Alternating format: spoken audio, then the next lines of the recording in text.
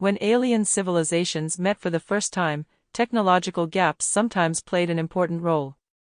But even in such cases, few thought of deliberately creating or enlarging such gaps.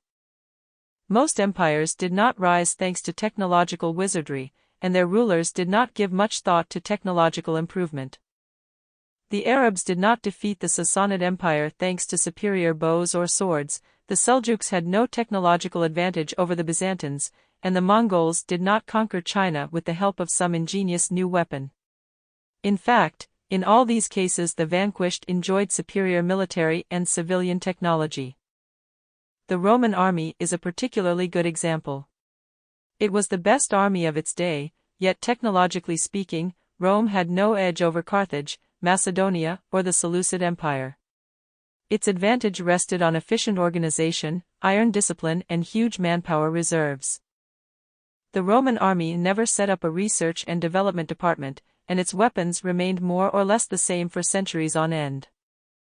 If the legions of Scipio Aemilianus, the general who leveled Carthage and defeated the Numantians in the 2nd century BC, had suddenly popped up 500 years later in the age of Constantine the Great, Scipio would have had a fair chance of beating Constantine. Now imagine what would happen to a general from a few centuries back, say Napoleon, if he led his troops against a modern armored brigade. Napoleon was a brilliant tactician, and his men were crack professionals, but their skills would be useless in the face of modern weaponry. As in Rome, so also in ancient China, most generals and philosophers did not think it their duty to develop new weapons. The most important military invention in the history of China was gunpowder. Yet to the best of our knowledge, gunpowder was invented accidentally, by Taoist alchemists searching for the elixir of life. Gunpowder's subsequent career is even more telling. One might have thought that the Taoist alchemists would have made China master of the world. In fact, the Chinese used the new compound mainly for firecrackers. Even as the Song Empire collapsed in the face of a Mongol invasion, no emperor set up a medieval Manhattan Project to save the empire by inventing a doomsday weapon. Only in the 15th century, about 600 years after the invention of gunpowder, did cannons become a decisive factor on Afro-Asian battlefields. Why did it take so long for the deadly potential of this substance to be put to military use?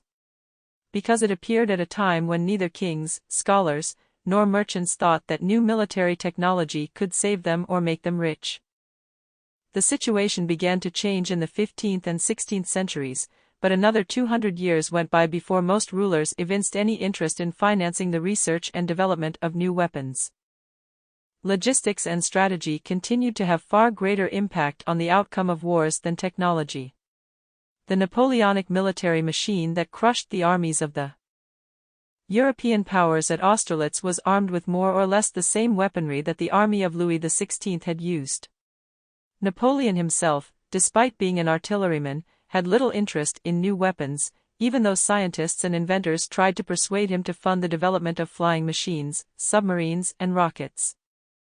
Science, industry, and military technology intertwined only with the advent of the capitalist system and the Industrial Revolution.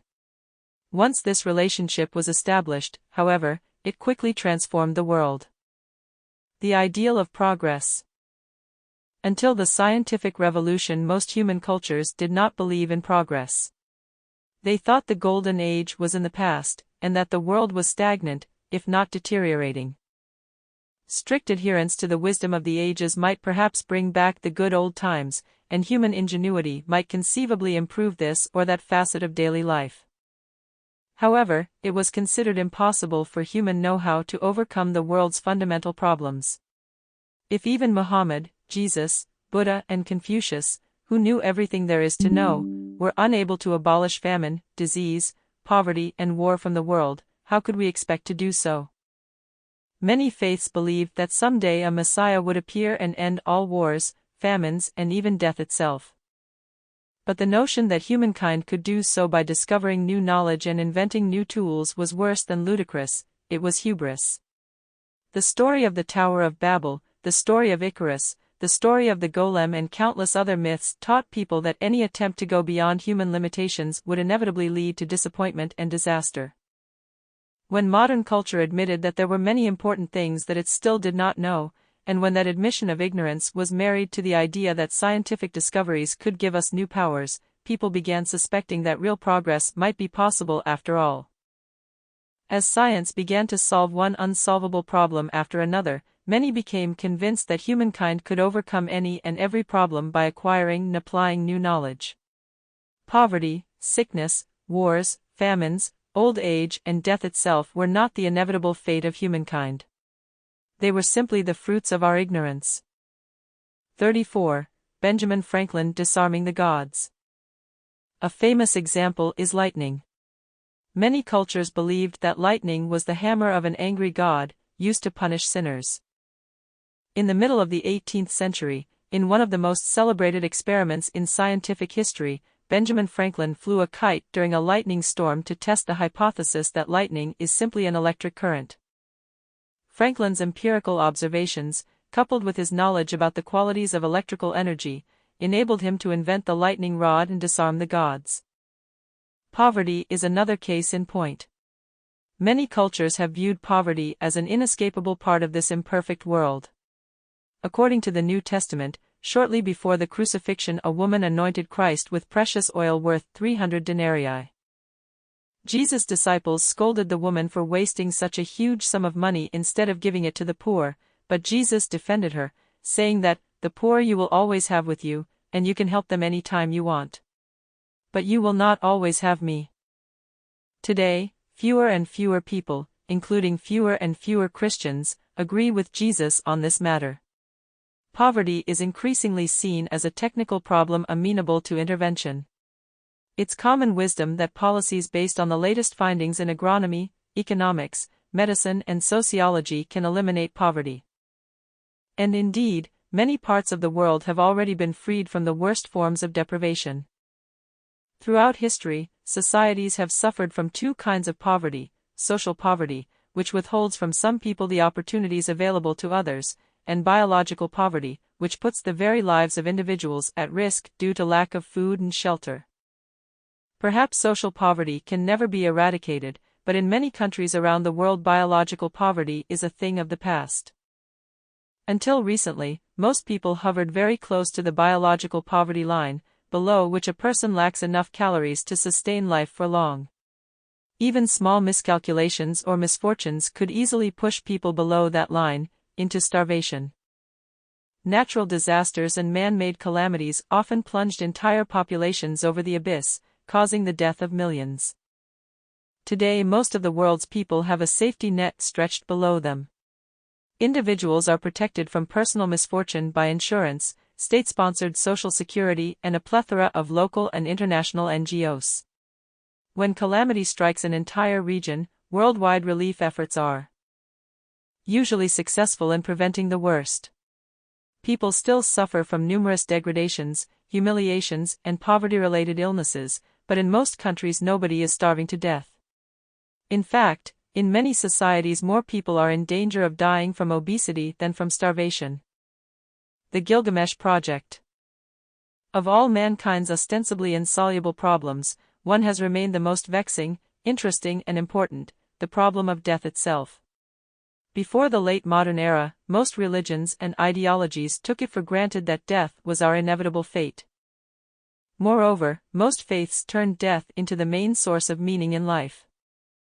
Try to imagine Islam, Christianity, or the ancient Egyptian religion in a world without death. These creeds taught people that they must come to terms with death and pin their hopes on the afterlife, rather than seek to overcome death and live forever here on earth. The best minds were busy giving meaning to death, not trying to escape it.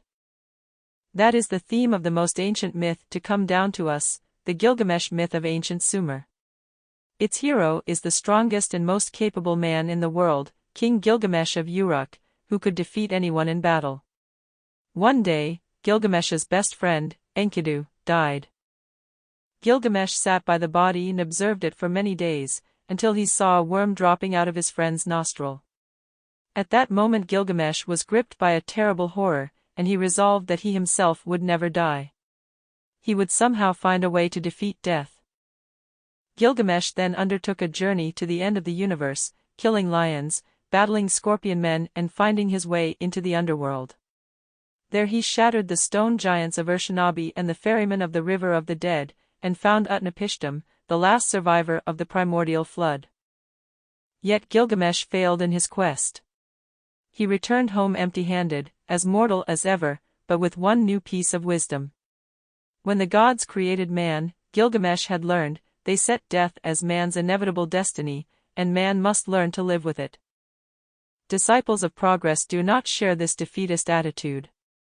For men of science, death is not an inevitable destiny, but merely a technical problem. People die not because the gods decreed it, but due to various technical failures, a heart attack, cancer, an infection. And every technical problem has a technical solution. If the heart flutters, it can be stimulated by a pacemaker or replaced by a new heart. If cancer rampages, it can be killed with drugs or radiation. If bacteria proliferate, they can be subdued with antibiotics. True, at present we cannot solve all technical problems. But we are working on them. Our best minds are not wasting their time trying to give meaning to death. Instead, they are busy investigating the physiological, hormonal, and genetic systems responsible for disease and old age. They are developing new medicines, revolutionary treatments, and artificial organs that will lengthen our lives and might one day vanquish the Grim Reaper himself. Until recently, you would not have heard scientists, or anyone else, speak so bluntly. Defeat death? What nonsense! We are only trying to cure cancer, tuberculosis, and Alzheimer's disease, they insisted. People avoided the issue of death because the goal seemed too elusive. Why create unreasonable expectations? We're now at a point, however, where we can be frank about it. The leading project of the scientific revolution is to give humankind eternal life. Even if killing death seems a distant goal, we have already achieved things that were inconceivable a few centuries ago. In 1199, King Richard the Lionheart was struck by an arrow in his left shoulder. Today we'd say he incurred a minor injury. But in 1199, in the absence of antibiotics and effective sterilization methods, this minor flesh wound turned infected and gangrene set in. The only way to stop the spread of gangrene in 12th century Europe was to cut off the infected limb, impossible when the infection was in a shoulder. The gangrene spread through the Lionheart's body and no one could help the king. He died in great agony 2 weeks later. As recently as the 19th century, the best doctors still did not know how to prevent infection and stop the putrefaction of tissues. In field hospitals, doctors routinely cut off the hands and legs of soldiers who received even minor limb injuries, fearing gangrene. These amputations, as well as all other medical procedures, were done without any anesthetics. The first anesthetics, ether, chloroform, and morphine, entered regular usage in Western medicine only in the middle of the 19th century. Before the advent of chloroform, for soldiers had to hold down a wounded comrade while the doctor sawed off the injured limb. On the morning after the Battle of Waterloo, heaps of sawn-off hands and legs could be seen adjacent to the field hospitals. In those days, carpenters and butchers who enlisted to the army were often sent to serve in the medical corps, because surgery required little more than knowing your way with knives and saws. In the 2 centuries since Waterloo, things have changed beyond recognition. Pills, injections, and sophisticated operations save us from a spate of illnesses and injuries that once dealt an inescapable death sentence. They also protect us against countless daily aches and ailments, which pre-modern people simply accepted as part of life. The average life expectancy jumped from around 25 to 40 years, to around 67 in the entire world, and to around 80 years in the developed world. Death suffered its worst setbacks in the arena of child mortality. Until the 20th century, between 1/4 and 1/3 of the children of agricultural societies never reached adulthood. Most succumbed to childhood diseases such as diphtheria, measles, and smallpox. In 17th century England, 150 out of every 1,000 newborns died during their first year, and 1/3 of all children were dead before they reached 15. Today, only 5 out of 1,000 English babies die during their first year, and only 7 out of 1,000 die before age 15. 10. We can better grasp the full impact of these figures by setting aside statistics and telling some stories. A good example is the family of King Edward I of England and his wife, Queen Eleanor. Their children enjoyed the best conditions and the most nurturing surroundings that could be provided in medieval Europe. They lived in palaces, ate as much food as they liked, had plenty of warm clothing, well-stocked fireplaces, the cleanest water available, an army of servants and the best doctors. The sources mention 16 children that Queen Eleanor bore between 1255 and 1284. 1. An anonymous daughter, born in 1255, died at birth. 2. A daughter, Catherine, died either at age 1 or age 3. 3. A daughter, Joan, died at 6 months. 4. A son, John, died at age 5. 5. A son, Henry, died at age 6. 6. A daughter, Eleanor, died at age 29. 7. An anonymous daughter died at 5 months. 8. A daughter, Joan, died at age 35. 9. A son, Alfonso, died at age 10. 10. A daughter, Margaret, died at age 58. 11. A daughter, Berengaria, died at age 2. 12. An anonymous daughter died shortly after birth. 13. A daughter, Mary, died at age 53. 14. An anonymous son died shortly after birth. 15. A daughter, Elizabeth, died at age 34. 16. A son, Edward. The youngest, Edward, was the first of the boys to survive the dangerous years of childhood, and at his father's death he ascended the English throne as King Edward II. In other words, it took Eleanor 16 tries to carry out the most fundamental mission of an English queen, to provide her husband with a male heir. Edward II's mother must have been a woman of exceptional patience and fortitude. Not so the woman Edward chose for his wife, Isabella of France. She had him murdered when he was 43.11. To the best of our knowledge, Eleanor and Edward I were a healthy couple and passed no fatal hereditary illnesses on to their children. Nevertheless, 10 out of the 16, 62%, died during childhood. Only 6 managed to live beyond the age of 11, and only 3, just 18%, lived beyond the age of 40.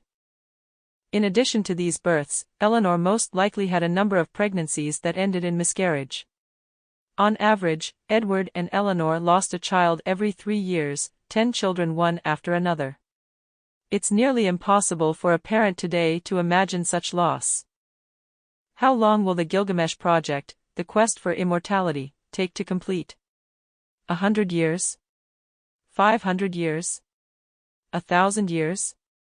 When we recall how little we knew about the human body in 1900, and how much knowledge we have gained in a single century, there is cause for optimism. Genetic engineers have recently managed to double the average life expectancy of Caenorhabditis elegans worms. 12. Could they do the same for Homo sapiens? Nanotechnology experts are developing a bionic immune system composed of millions of nanorobots, who would inhabit our bodies, open blocked blood vessels, fight viruses and bacteria, eliminate cancerous cells and even reverse aging processes. 13. A few serious scholars suggest that by 2050, some humans will become immortal. Whether or not Project Gilgamesh succeeds, from a historical perspective it is fascinating to see that most late modern religions and ideologies have already taken death and the afterlife out of the equation. Until the 18th century, religions considered death and its aftermath central to the meaning of life. Beginning in the 18th century, religions and ideologies such as liberalism, socialism and feminism lost all interest in the afterlife. What, exactly, happens to a communist after he or she dies? What happens to a capitalist? What happens to a feminist? It is pointless to look for the answer in the writings of Marx, Adam Smith, or Simone de Beauvoir. The only modern ideology that still awards death a central role is nationalism. In its more poetic and desperate moments, nationalism promises that whoever dies for the nation will forever live in its collective memory. Yet this promise is so fuzzy that even most nationalists do not really know what to make of it. the sugar daddy of science. We are living in a technical age. Many are convinced that science and technology hold the answers to all our problems. We should just let the scientists and technicians go on with their work, and they will create heaven here on earth. But science is not an enterprise that takes place on some superior moral or spiritual plane above the rest of human activity. Like all other parts of our culture, it is shaped by economic, political, and religious interests. Science is a very expensive affair. A biologist seeking to understand the human immune system requires laboratories, test tubes, chemicals and electron microscopes, not to mention lab assistants, electricians, plumbers, and cleaners. An economist seeking to model credit markets must buy computers, set up giant databanks and develop complicated data processing programs. An archaeologist who wishes to understand the behavior of archaic hunter-gatherers must travel to distant lands, excavate ancient ruins and date fossilized bones and artifacts. All of this costs money. During the past 500 years, modern science has achieved wonders thanks largely to the willingness of governments, businesses, foundations, and private donors to channel billions of dollars into scientific research. These billions have done much more to chart the universe, map the planet and catalog the animal kingdom than did Galileo Galilei, Christopher Columbus and Charles Darwin. If these particular geniuses had never been born, their insights would probably have occurred to others. But if the proper funding were unavailable, no intellectual brilliance could have compensated for that. If Darwin had never been born, for example, we today attribute the theory of evolution to Alfred Russel Wallace, who came up with the idea of evolution via natural selection independently of Darwin and just a few years later. But if the European powers had not financed geographical, zoological, and botanical research around the world, neither Darwin nor Wallace would have had the necessary empirical data to develop the theory of evolution. It is likely that they would not even have tried. Why did the billions start flowing from government and business coffers into labs and universities? In academic circles, many are naive enough to believe in pure science. They believe that government and business altruistically give them money to pursue whatever research projects strike their fancy. But this hardly describes the realities of science funding. Most scientific studies are funded because somebody believes they can help attain some political, economic, or religious goal.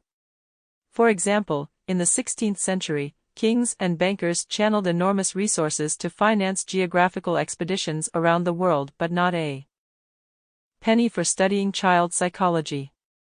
This is because kings and bankers surmised that the discovery of new geographical knowledge would enable them to conquer new lands and set up trade empires, whereas they couldn't see any profit in understanding child psychology. In the 1940s, the governments of America and the Soviet Union channeled enormous resources to the study of nuclear physics rather than underwater archaeology. They surmised that studying nuclear physics would enable them to develop nuclear weapons, whereas underwater archaeology was unlikely to help win wars. Scientists themselves are not always aware of the political, economic, and religious interests that control the flow of money. Many scientists do, in fact, act out of pure intellectual curiosity. However, only rarely do scientists dictate the scientific agenda. Even if we wanted to finance pure science unaffected by political, economic, or religious interests, it would probably be impossible. Our resources are limited, after all. Ask a congressman to allocate an additional $1 million to the National Science Foundation for basic research, and he'll justifiably ask whether that money wouldn't be better used to fund teacher training or to give a needed tax break to a troubled factory in his district. To channel limited resources, we must answer questions such as, what is more important, and what is good? And these are not scientific questions. Science can explain what exists in the world, how things work, and what might be in the future. By definition, it has no pretensions to knowing what should be in the future. Only religions and ideologies seek to answer such questions. Consider the following quandary: two biologists from the same department, possessing the same professional skills, have both applied for a $1 million grant to finance their current research projects. Professor Slughorn wants to study a disease that infects the udders of cows, causing a 10% decrease in their milk production. Professor Sprout wants to study whether cows suffer mentally when they are separated from their calves. Assuming that the amount of money is limited, and that it is impossible to finance both research projects, which one should be funded? There is no scientific answer to this question. There are only political, economic, and religious answers. In today's world, it is obvious that Slughorn has a better chance of getting the money. Not because udder diseases are scientifically more interesting than bovine mentality, but because the dairy industry, which stands to benefit from the research, has more political and economic clout than the animal rights lobby. Perhaps in a strict Hindu society, where cows are sacred, or in a society committed to animal rights, Professor Sprout would have a better shot. But as long as she lives in a society that values the commercial potential of milk and the health of its human citizens over the feelings of cows, she'd best write up her research proposal so as to appeal to those assumptions. For example, she might write that depression leads to a decrease in milk production. If we understand the mental world of dairy cows, we could develop psychiatric medication that will improve their mood, thus raising milk production by up to 10%. I estimate that there is a global annual market of $250 million for bovine psychiatric medications. Science is unable to set its own priorities. It is also incapable of determining what to do with its discoveries. For example, from a purely scientific viewpoint, it is unclear what we should do with our increasing understanding of genetics. Should we use this knowledge to cure cancer, to create a race of genetically engineered supermen, or to engineer dairy cows with supersized udders? It is obvious that a liberal government, a communist government, a Nazi government, and a capitalist business corporation would use the very same scientific discovery for completely different purposes, and there is no scientific reason to prefer one usage over others. In short, scientific research can flourish only in alliance with some religion or ideology. The ideology justifies the costs of the research. In exchange, the ideology influences the scientific agenda and determines what to do with the discoveries. Hence, in order to comprehend how humankind has reached Alamogordo and the Moon, rather than any number of alternative destinations, it is not enough to survey the achievements of physicists, biologists, and sociologists. We have to take into account the ideological, political, and economic forces that shaped physics, biology, and sociology, pushing them in certain directions while neglecting others. Two forces in particular deserve our attention: imperialism and capitalism. The feedback loop between science, empire, and capital has arguably been history's chief engine for the past 500 years. The following chapters analyze its workings. First, we'll look at how the twin turbines of science and empire were latched to one another, and then learn how both were hitched up to the money pump of capitalism. 15. The marriage of science and empire. How far is the sun from the earth? It's a question that intrigued many early modern astronomers, particularly after Copernicus argued that the sun, rather than the earth, is located at the center of the universe. A number of astronomers and mathematicians tried to calculate the distance, but their methods provided widely varying results. A reliable means of making the measurement was finally proposed in the middle of the 18th century. Every few years, the planet Venus passes directly between the Sun and the Earth. The duration of the transit differs when seen from distant points on the Earth's surface because of the tiny difference in the angle at which the observer sees it. If several observations of the same transit were made from different continents, simple trigonometry was all it would take to calculate our exact distance from the Sun. Astronomers predicted that the next Venus transits would occur in 1761 and 1769. So expeditions were sent from Europe to the four corners of the world in order to observe the transits from as many distant points as possible. In 1761, scientists observed the transit from Siberia, North America, Madagascar, and South Africa. As the 1769 transit approached, the European scientific community mounted a supreme effort, and scientists were dispatched as far as northern Canada and California. The Royal Society of London for the Improvement of Natural Knowledge concluded that this was not enough. To obtain the most accurate results, it was imperative to send an astronomer all the way to the southwestern Pacific Ocean. The the Royal Society resolved to send an eminent astronomer, Charles Green, to Tahiti, and spared neither effort nor money. But, since it was funding such an expensive expedition, it hardly made sense to use it to make just a single astronomical observation. Green was therefore accompanied by a team of 8 other scientists from several disciplines, headed by botanists Joseph Banks and Daniel Solander. The team also included artists assigned to produce drawings of the new lands, plants, animals, and peoples that the scientists would no doubt encounter. Equipped with the most advanced scientific instruments that Banks and the Royal Society could buy, the expedition was placed under the command of Captain James Cook, an experienced seaman as well as an accomplished geographer and ethnographer. The expedition left England in 1768, observed the Venus transit from Tahiti in 1769, reconnoitred several Pacific islands, visited Australia and New Zealand, and returned to England in 1771. It brought back enormous quantities of astronomical, geographical, meteorological, botanical, zoological, and anthropological data. Its findings made major contributions to a number of disciplines, sparked the imagination of Europeans with astonishing tales of the South Pacific, and inspired future generations of naturalists and astronomers. One of the fields that benefited from the Cook expedition was medicine. At the time, ships that set sail to distant shores knew that more than half their crew members would die on the journey. The nemesis was not angry natives, enemy warships, or homesickness. It was a mysterious ailment called scurvy. Men who came down with the disease grew lethargic and depressed, and their gums and other soft tissues bled. As the disease progressed, their teeth fell out, open sores appeared, and they grew feverish, jaundiced, and lost control of their limbs. Between the 16th and 18th centuries, scurvy is estimated to have claimed the lives of about 2 million sailors. No one knew what caused it, and no matter what remedy was tried, sailors continued to die in droves. The turning point came in 1747, when a British physician, James Lind, conducted a controlled experiment on sailors who suffered from the disease. He separated them into several groups and gave each group a different treatment.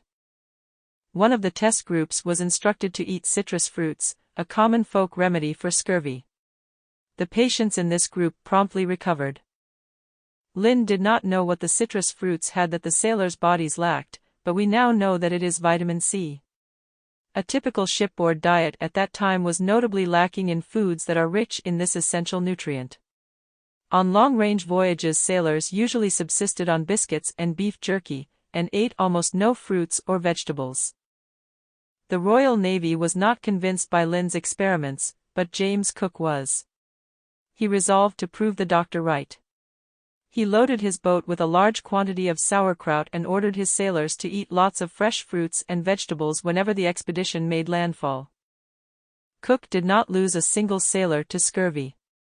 In the following decades, all the world's navies adopted Cook's nautical diet, and the lives of countless sailors and passengers were saved. However, the Cook expedition had another, far less benign result. Cook was not only an experienced seaman and geographer, but also a naval officer. The Royal Society financed a large part of the expedition's expenses, but the ship itself was provided by the Royal Navy. The Navy also seconded 85 well-armed sailors and marines, and equipped the ship with artillery, muskets, gunpowder, and other weaponry. Much of the information collected by the expedition, particularly the astronomical, geographical, meteorological, and anthropological data, weighs off obvious political and military value.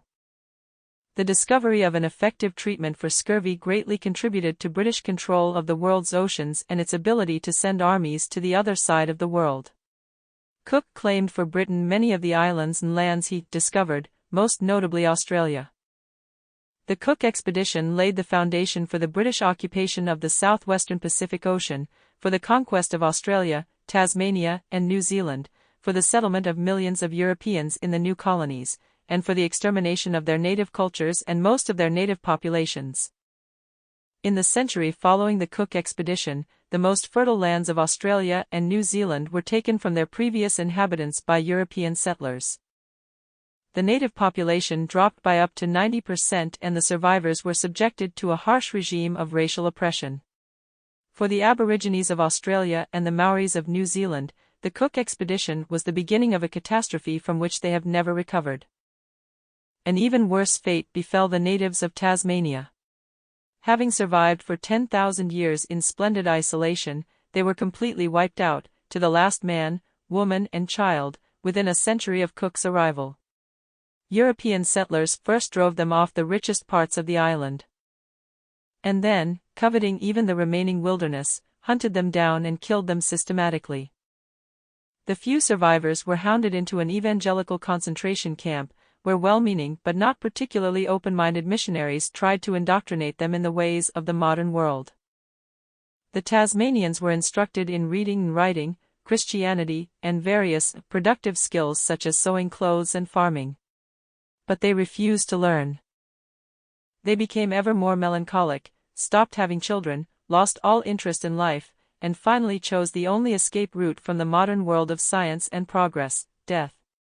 Alas, science and progress pursued them even to the afterlife. The corpses of the last Tasmanians were seized in the name of science by anthropologists and curators. They were dissected, weighed and measured, and analyzed in learned articles. The skulls and skeletons were then put on display in museums and anthropological collections. Only in 1976 did the Tasmanian Museum give up for burial the skeleton of Truganini, the last native Tasmanian, who had died 100 years earlier. The English Royal College of Surgeons held on to samples of her skin and hair until 2002. Was Cook's ship a scientific expedition protected by a military force or a military expedition with a few scientists tagging along? That's like asking whether your petrol tank is half empty or half full. It was both. The scientific revolution and modern imperialism were inseparable. People such as Captain James Cook and the botanist Joseph Banks could hardly distinguish science from empire. Nor could luckless Truganini. Why Europe? The fact that people from a large island in the northern Atlantic conquered a large island south of Australia is one of history's more bizarre occurrences. Not long before Cook's expedition, the British Isles and Western Europe in general were but distant backwaters of the Mediterranean world. Little of importance ever happened there. Even the Roman Empire, the only important pre-modern European empire, derived most of its wealth from its North African, Balkan and Middle Eastern provinces. Rome's Western European provinces were a poor Wild West, which contributed little aside from minerals and slaves. Northern Europe was so desolate and barbarous that it wasn't even worth conquering. 35. Truganini, the last native Tasmanian. Only at the end of the 15th century did Europe become a hothouse of important military, political, economic and cultural developments.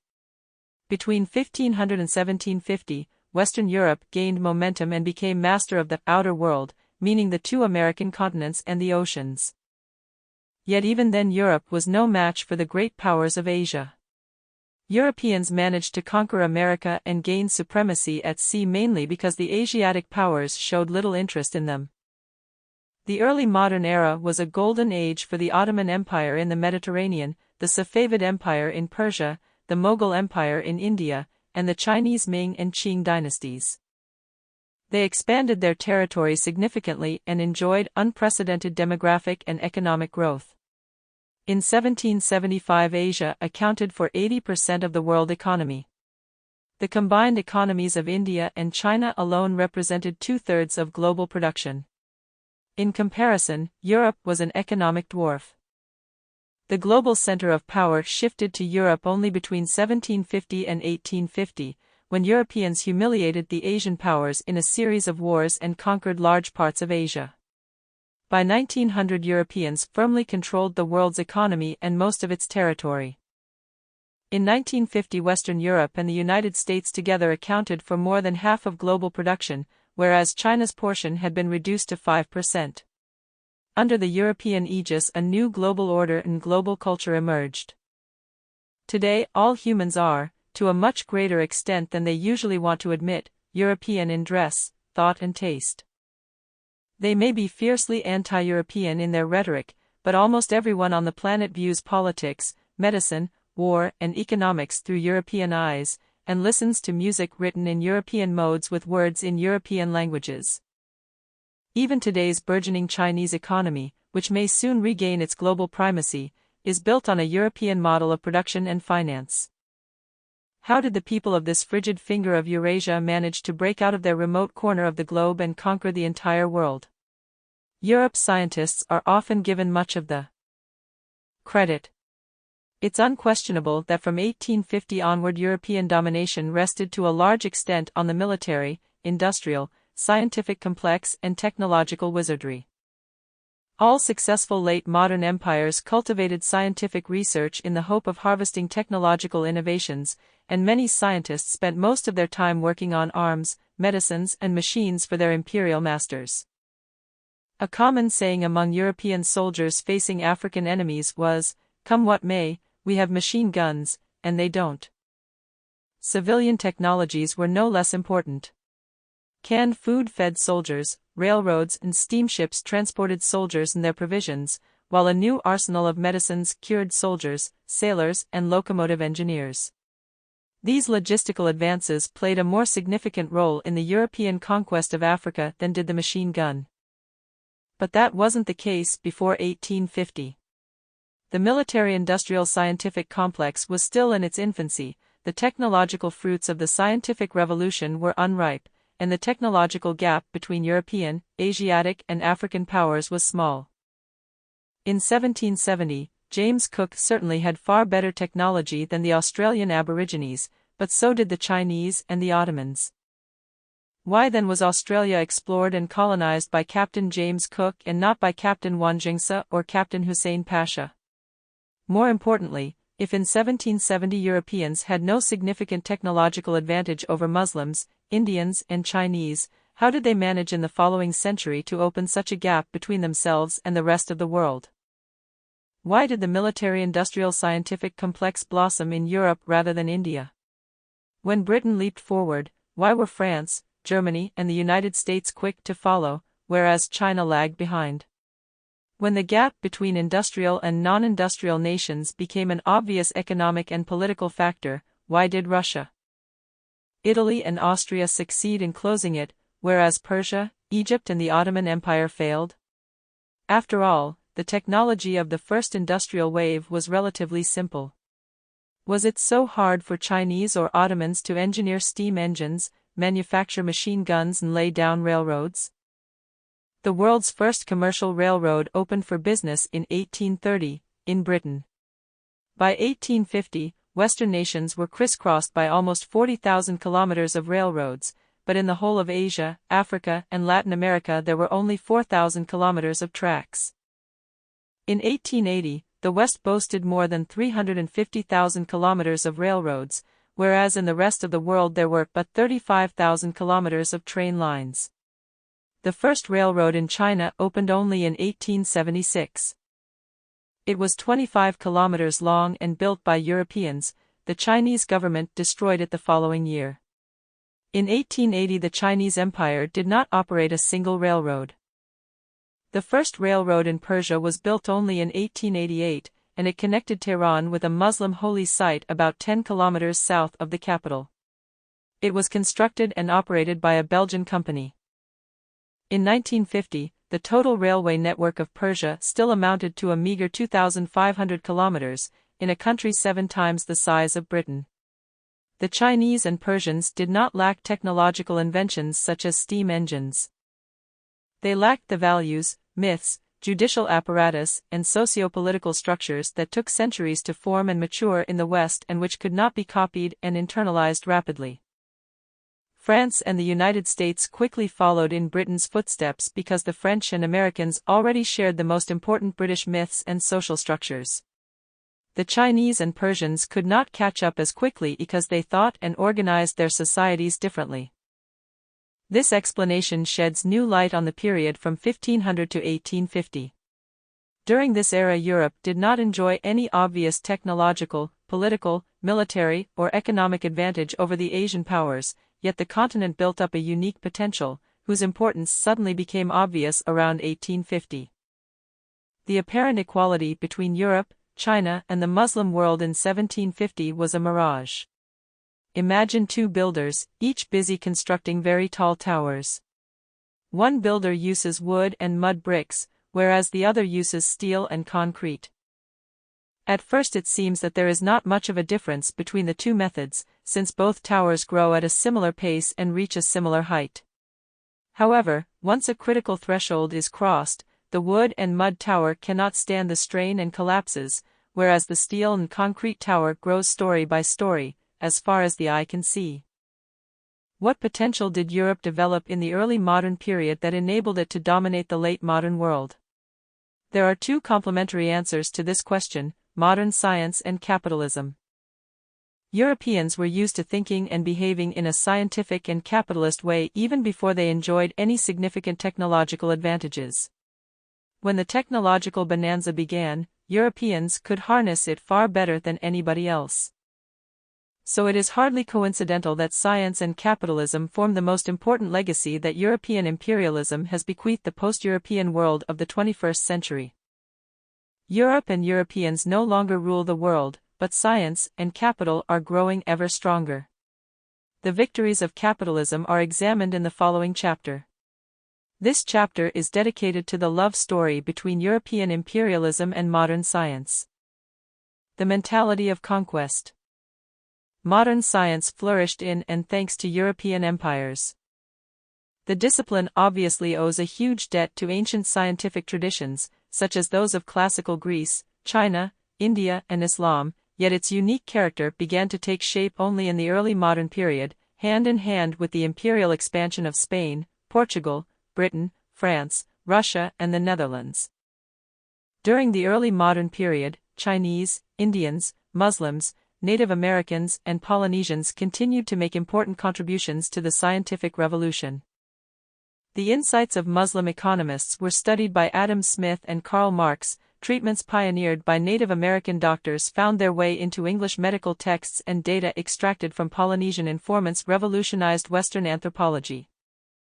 But until the mid-20th century, the people who collated these myriad scientific discoveries, creating scientific disciplines in the process, were the ruling and intellectual elites of the global European empires.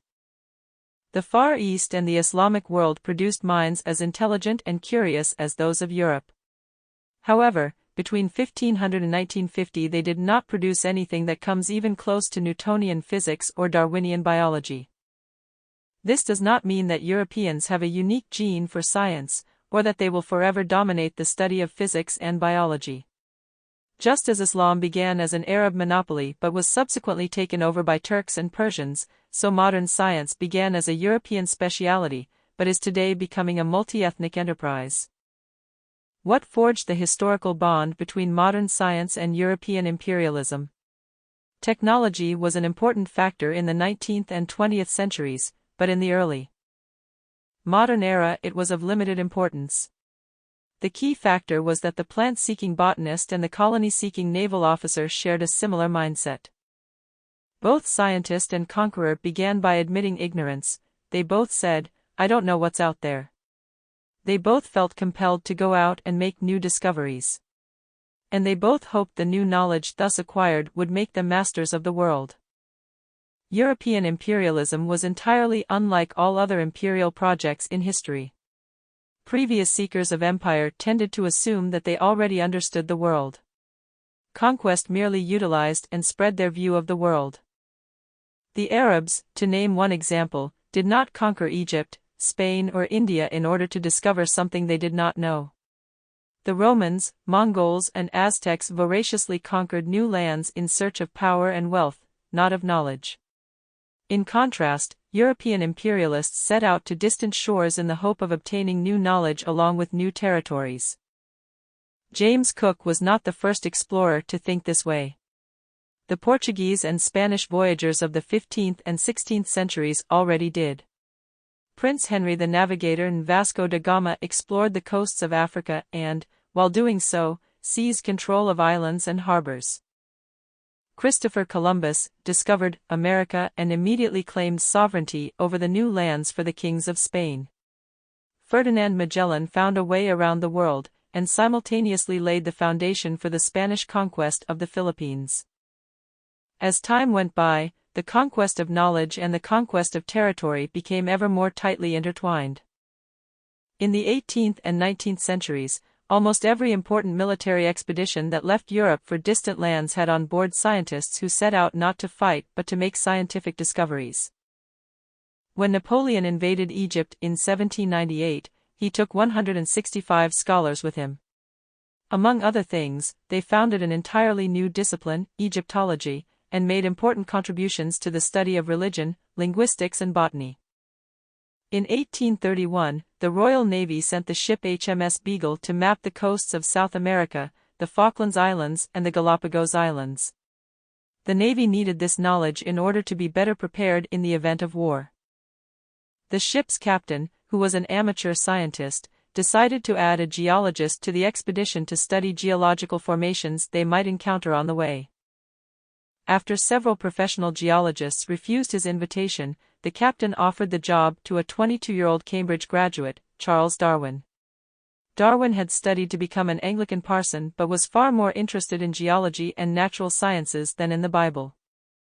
He jumped at the opportunity, and the rest is history. The captain spent his time on the voyage drawing military maps while Darwin collected the empirical data and formulated the insights that would eventually become the theory of evolution. On July 20, 1969, Neil Armstrong and Buzz Aldrin landed on the surface of the Moon. In the months leading up to their expedition, the Apollo 11 astronauts trained in a remote moon-like desert in the western United States. The area is home to several Native American communities, and there is a story, or legend, describing an encounter between the astronauts and one of the locals. One day as they were training, the astronauts came across an old Native American. The man asked them what they were doing there. They replied that they were part of a research expedition that would shortly travel to explore the Moon. When the old man heard that, he fell silent for a few moments, and then asked the astronauts if they could do him a favor. "What do you want?" they asked. "Well," said the old man, "the people of my tribe believe that holy spirits live on the Moon. I was wondering if you could pass an important message to them from my people." "What's the message?" asked the astronauts. The man uttered something in his tribal language, and then asked the astronauts to repeat it again and again until they had memorized it correctly. "What does it mean?" asked the astronauts. "Oh, I cannot tell you. It's a secret that only our tribe and the Moon spirits are allowed to know." When they returned to their base, the astronauts searched and searched until they found someone who could speak the tribal language, and asked him to translate the secret message. When they repeated what they had memorized, the translator started to laugh uproariously. When he calmed down, the astronauts asked him what it meant. The man explained that the sentence they had memorized so carefully said, "Don't believe a single word these people are telling you. They have come to steal your lands." Empty maps. The modern explore and conquer mentality is nicely illustrated by the development of world maps. Many cultures drew world maps long before the modern age. Obviously, none of them really knew the whole of the world. No Afro-Asian culture knew about America, and no American culture knew about Afro-Asia. But unfamiliar areas were simply left out, or filled with imaginary monsters and wonders. These maps had no empty spaces. They gave the impression of a familiarity with the entire world. During the 15th and 16th centuries, Europeans began to draw world maps with lots of empty spaces, one indication of the development of the scientific mindset, as well as of the European imperial drive.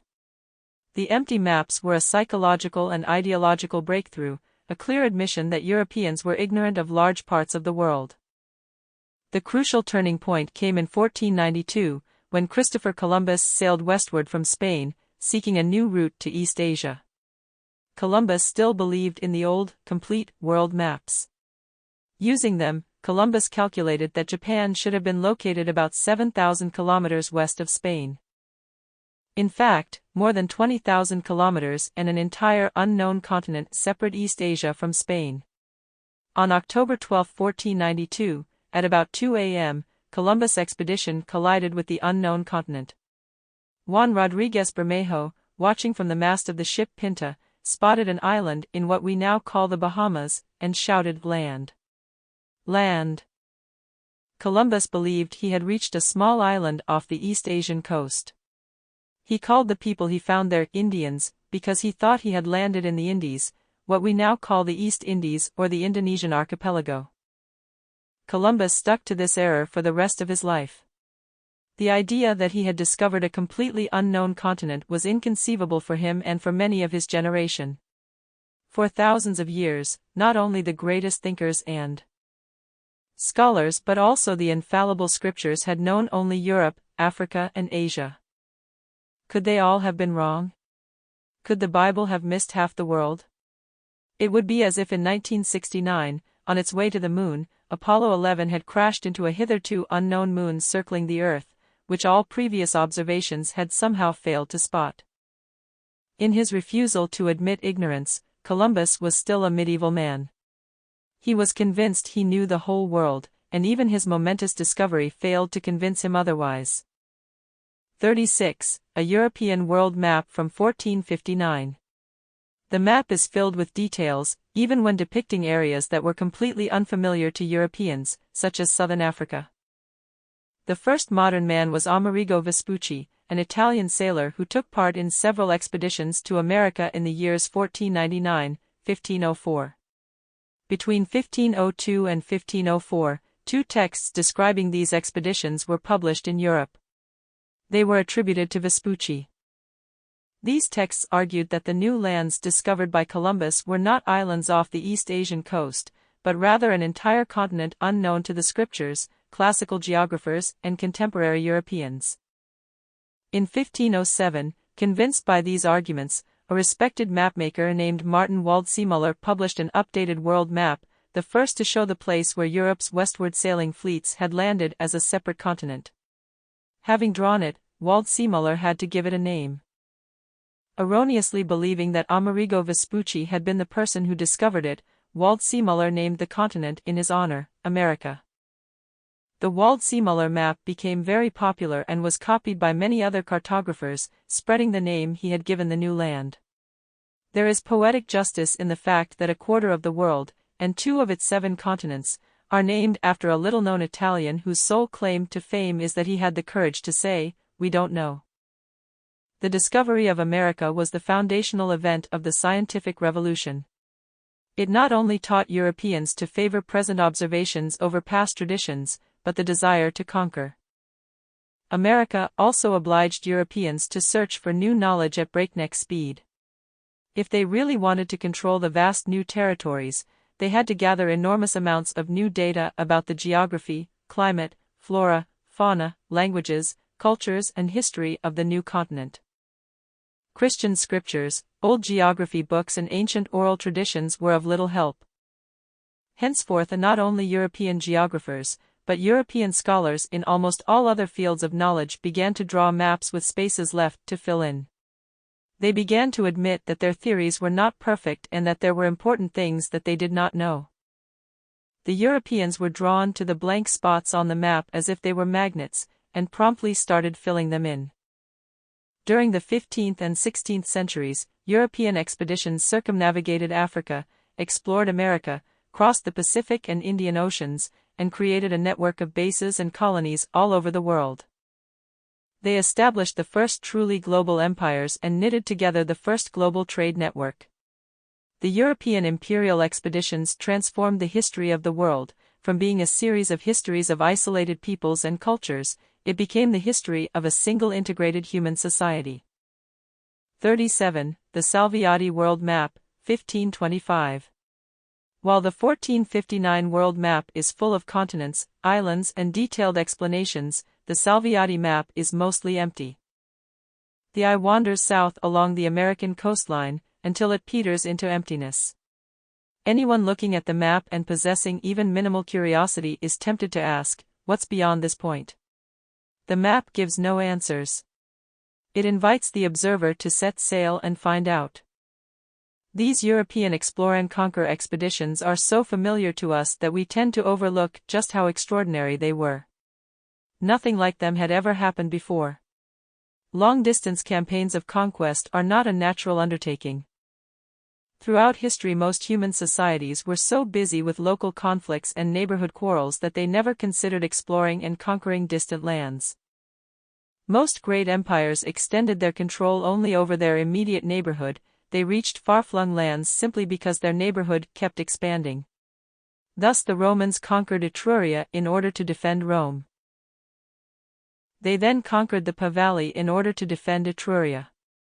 They subsequently conquered Provence to defend the Po Valley, Gaul to defend Provence, and Britain in order to defend Gaul. It took them 400 years to get from Rome to London. In 350 BC, no Roman would have conceived of sailing directly to Britain and conquering it. Occasionally an ambitious ruler or adventurer would embark on a long-range campaign of conquest, but such campaigns usually followed well-beaten imperial or commercial paths. The campaigns of Alexander the Great, for example, did not result in the establishment of a new empire, but rather in the usurpation of an existing empire, that of the Persians. The closest precedents to the modern European empires were the ancient naval empires of Athens and Carthage, and the medieval naval empire of Majapahit, which held sway over much of Indonesia in the 14th century. Yet even these empires rarely ventured into unknown seas. Their naval exploits were local undertakings when compared to the global ventures of the modern Europeans. Many scholars argue that the voyages of Admiral Zheng He of the Chinese Ming dynasty heralded and eclipsed the European voyages of discovery. Between 1405 and 1433, Zheng led 7 huge armadas from China to the far reaches of the Indian Ocean. The largest of these comprised almost 300 ships and carried close to 30,000 people. They visited Indonesia, Sri Lanka, India, the Persian Gulf, the Red Sea and East Africa. Chinese ships anchored in Jeddah, the main harbor of the Hijaz, and in Malindi, on the Kenyan coast. Columbus' fleet of 1492, which consisted of 3 small ships manned by 120 sailors, was like a trio of mosquitoes compared to Zheng He's drove of dragons. Yet there was a crucial difference. Zheng He explored the oceans, and assisted pro-Chinese rulers, but he did not try to conquer or colonize the countries he visited. Moreover, the expeditions of Zheng He were not deeply rooted in Chinese politics and culture. When the ruling faction in Beijing changed during the 1430s, the new overlords abruptly terminated the operation. The Great Fleet was dismantled, crucial technical and geographical knowledge was lost, and no explorer of such stature and means ever set out again from a Chinese port. Chinese rulers in the coming centuries, like most Chinese rulers in previous centuries, restricted their interests and ambitions to the Middle Kingdom's immediate environs. The Zheng He expeditions proved that Europe did not enjoy an outstanding technological edge. What made Europeans exceptional was their unparalleled and insatiable ambition to explore and conquer. Although they might have had the ability, the Romans never attempted to conquer India or Scandinavia, the Persians never attempted to conquer Madagascar or Spain, and the Chinese never attempted to conquer Indonesia or Africa. Most Chinese rulers left even nearby Japan to its own devices. There was nothing peculiar about that. The oddity is that early modern Europeans caught a fever that drove them to sail to distant and completely unknown lands full of alien cultures, take one step onto their beaches, and immediately declare, "I claim all these territories for my king." 38. Zheng He's flagship next to that of Columbus. Invasion from outer space. Around 1517, Spanish colonists in the Caribbean islands began to hear vague rumors about a powerful empire somewhere in the center of the Mexican mainland. A mere 4 years later, the Aztec capital was a smoldering ruin. The Aztec Empire was a thing of the past, and Hernán Cortés lorded over a vast new Spanish empire in Mexico. The Spaniards did not stop to congratulate themselves or even to catch their breath. They immediately commenced explore and conquer operations in all directions. The previous rulers of Central America, the Aztecs, the Toltecs, the Maya, barely knew South America existed, and never made any attempt to subjugate it, over the course of 2,000 years. Yet within little more than 10 years of the Spanish conquest of Mexico, Francisco Pizarro had discovered the Inca Empire in South America, vanquishing it in 1532. Had the Aztecs and Incas shown a bit more interest in the world surrounding them, and had they known what the Spaniards had done to their neighbors, they might have resisted the Spanish conquest more keenly and successfully. In the years separating Columbus' first journey to America from the landing of Cortés in Mexico, the Spaniards conquered most of the Caribbean islands, setting up a chain of new colonies. For the subjugated natives, these colonies were hell on earth. They were ruled with an iron fist by greedy and unscrupulous colonists who enslaved them and set them to work in mines and plantations, killing anyone who offered the slightest resistance. Most of the native population soon died, either because of the harsh working conditions or the virulence of the diseases that hitchhiked to America on the conqueror's sailing ships. Within 20 years, almost the entire native Caribbean population was wiped out. The Spanish colonists began importing African slaves to fill the vacuum. This genocide took place on the very doorstep of the Aztec Empire, yet when Cortés landed on the empire's eastern coast, the Aztecs knew nothing about it. The coming of the Spaniards was the equivalent of an alien invasion from outer space. The Aztecs were convinced that they knew the entire world and that they ruled most of it. To them it was unimaginable that outside their domain could exist anything like these Spaniards. When Cortés and his men landed on the sunny beaches of today's Vera Cruz, it was the first time the Aztecs encountered a completely unknown people. The Aztecs did not know how to react. They had trouble deciding what these strangers were. Unlike all known humans, the aliens had white skins. They also had lots of facial hair. Some had hair the color of the sun. They stank horribly. Map 7. The Aztec and Inca empires at the time of the Spanish conquest. The aliens' material culture was even more bewildering. They came in giant ships, the like of which the Aztecs had never imagined, let alone seen. They rode on the back of huge and terrifying animals, swift as the wind. They could produce lightning and thunder out of shiny metal sticks. They had flashing long swords and impenetrable armor, against which the natives' wooden swords and flint spears were useless. Some Aztecs thought these must be gods. Others argued that they were demons, or the ghosts of the dead, or powerful sorcerers. Instead of concentrating all available forces and wiping out the Spaniards, the Aztecs deliberated, dawdled, and negotiated. They saw no reason to rush. After all, Cortés had no more than 550 Spaniards with him. What could 550 men do to an empire of millions? Cortés was equally ignorant about the Aztecs, but he and his men held significant advantages over their adversaries. While the Aztecs had no experience to prepare them for the arrival of these strange-looking and foul-smelling aliens, the Spaniards knew that the earth was full of unknown human realms, and no one had greater expertise in invading alien lands and dealing with situations about which they were utterly ignorant. For the modern European conqueror, like the modern European scientist, plunging into the unknown was exhilarating.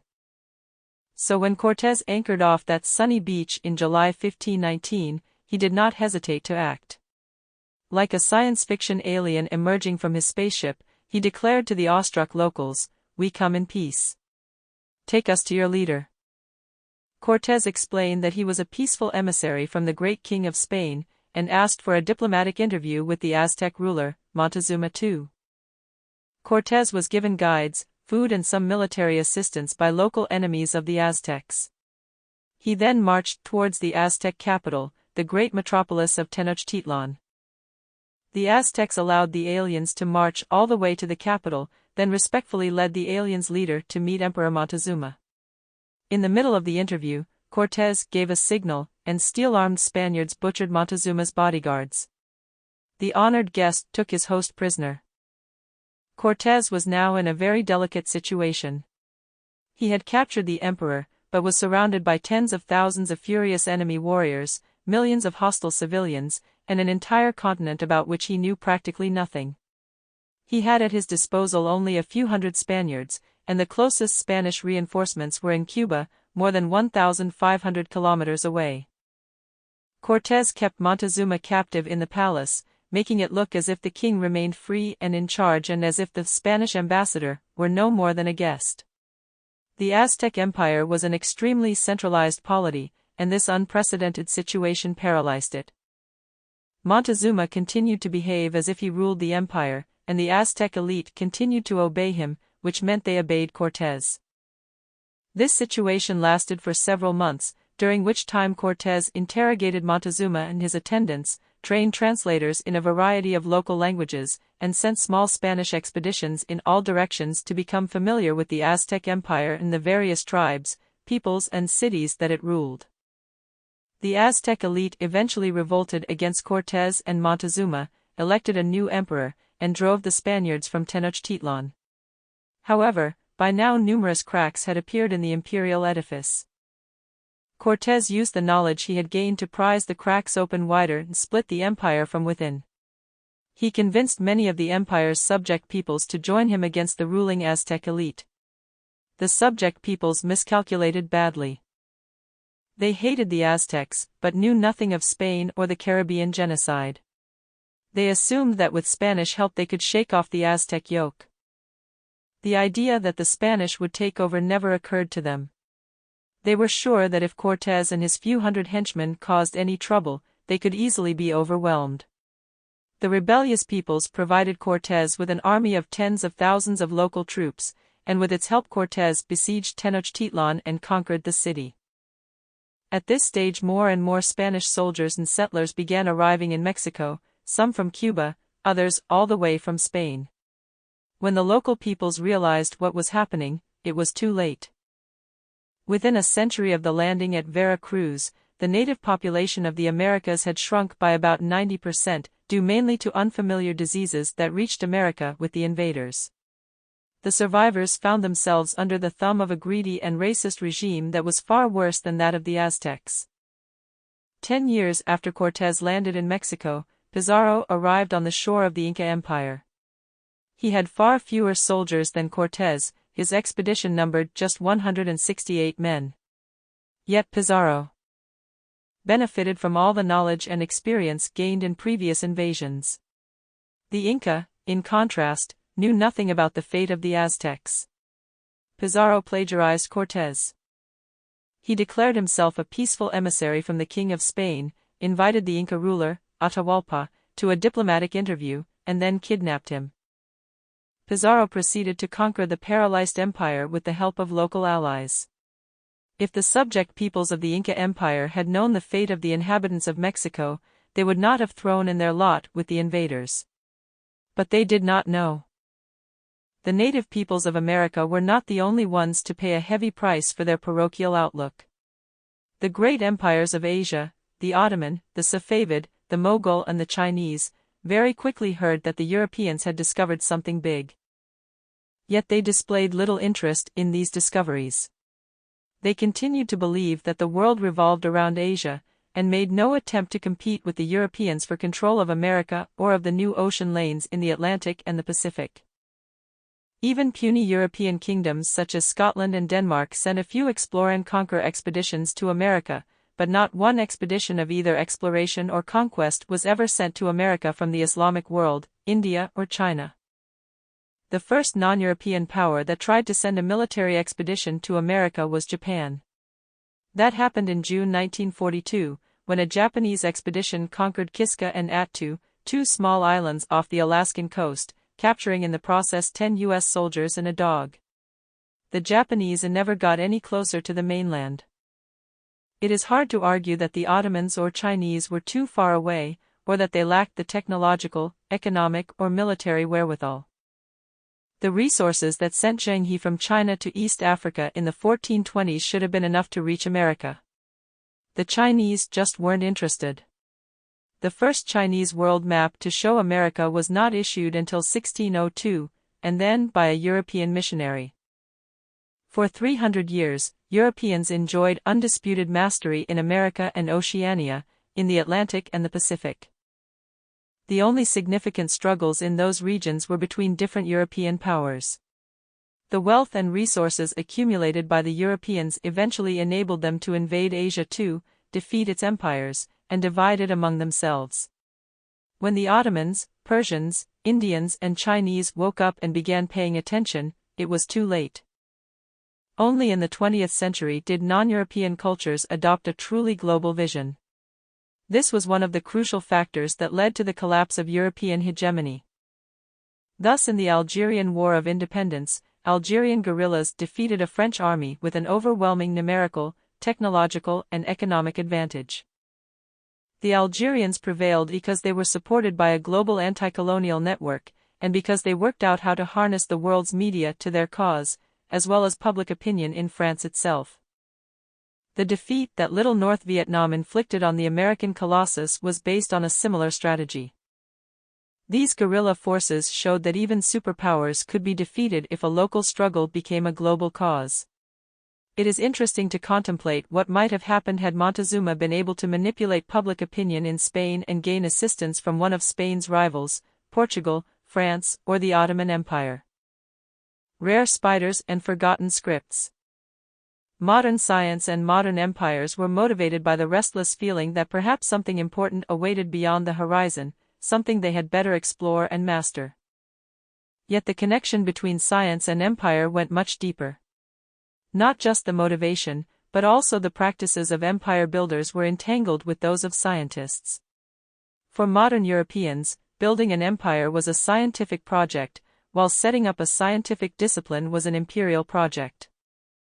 When the Muslims conquered India, they did not bring along archaeologists to systematically study Indian history, anthropologists to study Indian cultures, geologists to study Indian soils, or zoologists to study Indian fauna.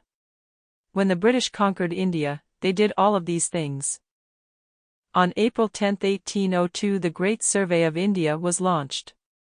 It lasted 60 years. With the help of tens of thousands of native laborers, scholars, and guides, the British carefully mapped the whole of India, marking borders, measuring distances, and even calculating for the first time the exact height of Mount Everest and the other Himalayan peaks.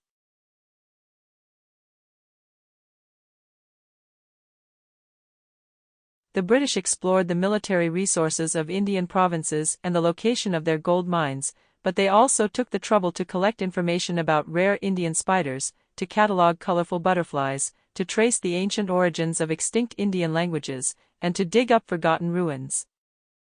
Mohenjo-Daro was one of the chief cities of the Indus Valley Civilization, which flourished in the 3rd millennium BC and was destroyed around 1900 BC. None of India's pre-British rulers, neither the Mauryas, nor the Guptas, nor the Delhi Sultans, nor the Great Mughals, had given the ruins a second glance. But a British archaeological survey took notice of the site in 1922.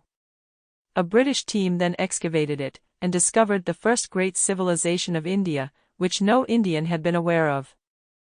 Another telling example of British scientific curiosity was the deciphering of cuneiform script. This was the main script used throughout the Middle East for close to 3,000 years, but the last person able to read it probably died sometime in the early 1st millennium AD.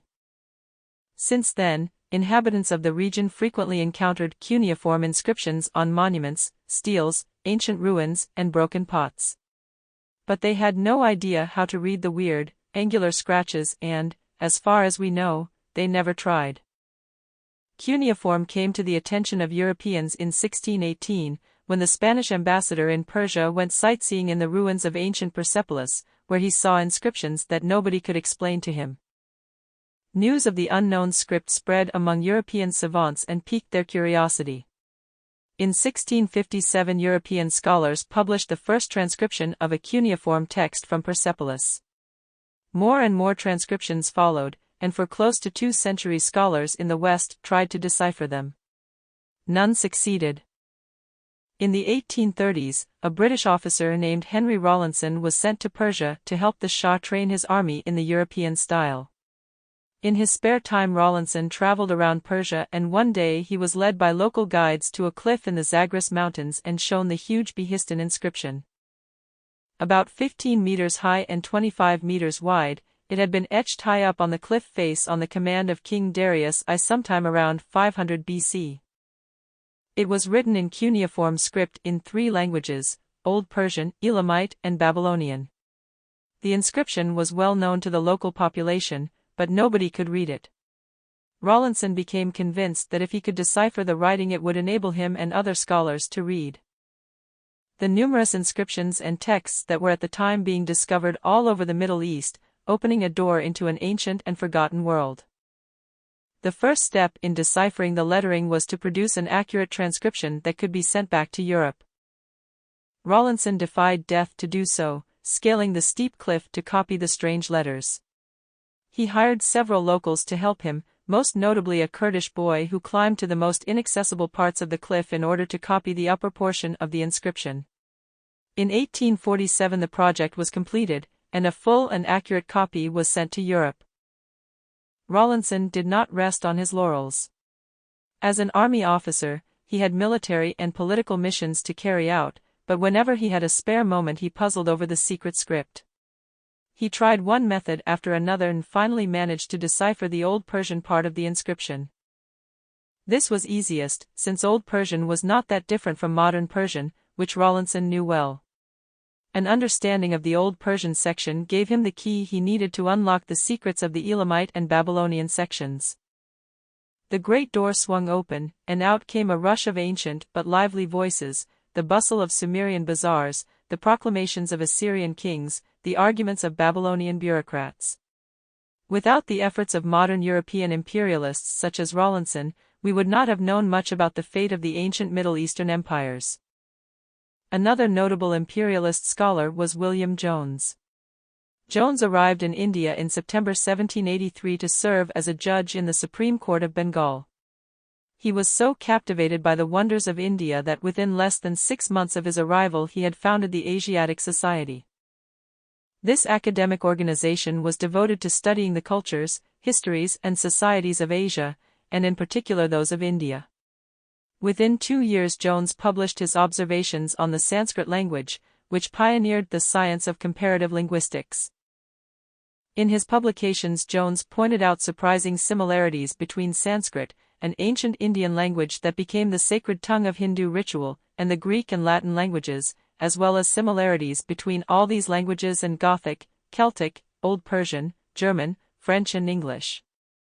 Thus in Sanskrit, mother is matar, in Latin it is mater, and in Old Celtic it is mather. Jones surmised that all these languages must share a common origin, developing from a now forgotten ancient ancestor. He was thus the first to identify what later came to be called the Indo-European family of languages. Jones' study was an important milestone not merely due to his bold hypotheses, but also because of the orderly methodology that he developed to compare languages. It was adopted by other scholars, enabling them systematically to study the development of all the world's languages. Linguistics received enthusiastic imperial support. The European empires believed that in order to govern effectively they must know the languages and cultures of their subjects. British officers arriving in India were supposed to spend up to 3 years in a Calcutta college, where they studied Hindu and Muslim law alongside English law, Sanskrit, Urdu and Persian alongside Greek and Latin, and Tamil, Bengali and Hindustani culture alongside mathematics, economics and geography. The study of linguistics provided invaluable help in understanding the structure and grammar of local languages. Thanks to the work of people like William Jones and Henry Rawlinson, the European conquerors knew their empires very well. Far better, indeed, than any previous conquerors, or even than the native population itself. Their superior knowledge had obvious practical advantages. Without such knowledge, it is unlikely that a ridiculously small number of Britons could have succeeded in governing, oppressing and exploiting so many hundreds of millions of Indians for 2 centuries. Throughout the 19th and early 20th centuries, fewer than 5,000 British officials, about 40,000, 70,000 British soldiers, and perhaps another 100,000 British business people, hangers-on, wives and children were sufficient to conquer and rule up to 300 million Indians. Yet these practical advantages were not the only reason why empires financed the study of linguistics, botany, geography and history. No less important was the fact that science gave the empires ideological justification. Modern Europeans came to believe that acquiring new knowledge was always good. The fact that the empires produced a constant stream of new knowledge branded them as progressive and positive enterprises. Even today, histories of sciences such as geography, archaeology, and botany cannot avoid crediting the European empires, at least indirectly. Histories of botany have little to say about the suffering of the Aboriginal Australians, but they usually find some kind words for James Cook and Joseph Banks. Furthermore, the new knowledge accumulated by the empires made it possible, at least in theory, to benefit the conquered populations and bring them the benefits of progress, to provide them with medicine and education, to build railroads and canals, to ensure justice and prosperity. Imperialists claimed that their empires were not vast enterprises of exploitation but rather altruistic projects conducted for the sake of the non-European races, in Rudyard Kipling's words, the white man's burden. Take up the white man's burden, send forth the best ye breed, go bind your sons to exile to serve your captives' need, to wait in heavy harness, on fluttered folk and wild, your new-caught, sullen peoples, half devil and half child. Of course, the facts often belied this myth. The British conquered Bengal, the richest province of India, in 1764. The new rulers were interested in little except enriching themselves. They adopted a disastrous economic policy that a few years later led to the outbreak of the Great Bengal Famine. It began in 1769, reached catastrophic levels in 1770, and lasted until 1773. About 10 million Bengalis, a third of the province's population, died in the calamity. 10 In truth, neither the narrative of oppression and exploitation nor that of the white man's burden completely matches the facts. The European empires did so many different things on such a large scale that you can find plenty of examples to support whatever you want to say about them. You think that these empires were evil monstrosities that spread death, oppression, and injustice around the world? You could easily fill an encyclopedia with their crimes. You want to argue that they in fact improved the conditions of their subjects with new medicines, better economic conditions and greater security. You could fill another encyclopedia with their achievements. Due to their close cooperation with science, these empires wielded so much power and changed the world to such an extent that perhaps they cannot be simply labeled as good or evil. They created the world as we know it, including the ideologies we use in order to judge them. But science was also used by imperialists to more sinister ends. Biologists, anthropologists, and even linguists provided scientific proof that Europeans are superior to all other races, and consequently have the right to rule over them. After William Jones argued that all Indo-European languages descend from a single ancient language, many scholars were eager to discover who the speakers of that language had been. They noticed that the earliest Sanskrit speakers, who had invaded India from Central Asia more than 3,000 years ago, had called themselves Arya. The speakers of the earliest Persian language called themselves Arya. European scholars consequently surmised that the people who spoke the primordial language that gave birth to both Sanskrit and Persian must have called themselves Aryans. Could it be a coincidence that those who founded the magnificent Indian, Persian, Greek and Roman civilizations were all Aryans? Next, British, French and German scholars wedded the linguistic theory about the industrious Aryans to Darwin's theory of natural selection and posited that the Aryans were not just a linguistic group but a biological entity, a race. And not just any race, but a master race of tall, light-haired, blue-eyed, hard-working, and super-rational humans who emerged from the mists of the north to lay the foundations of culture throughout the world. Regrettably, the Aryans who invaded India and Persia intermarried with the local natives they found in these lands, losing their light complexions and blonde hair, and with them their rationality and diligence. The civilizations of India and Persia consequently declined. In Europe, on the other hand, the Aryans preserved their racial purity. This is why Europeans had managed to conquer the world, and why they were fit to rule it, provided they took precautions not to mix with inferior races. Such racist theories, prominent and respectable for many decades, have become anathema among scientists and politicians alike. People continue to conduct a heroic struggle against racism without noticing that the battlefront has shifted, and that the place of racism in imperial ideology has now been replaced by culturism. There is no such word, but it's about time we coined it. Among today's elites, assertions about the contrasting merits of diverse human groups are almost always couched in terms of historical differences between cultures rather than biological differences between races. We no longer say, it's in their blood. We say, it's in their culture.